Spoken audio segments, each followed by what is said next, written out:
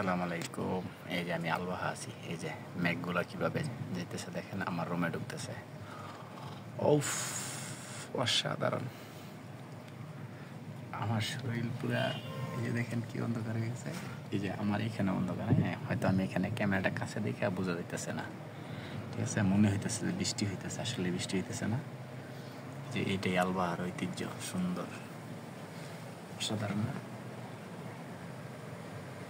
মানে এক কথায় অসাধারণ, অসাধারণ, যার কোনো তুলনা নাই, জুড়ি নেই। এই যে এটা নিচে, এই যে 3 ফলের মতোই, এই যে ফলগুলা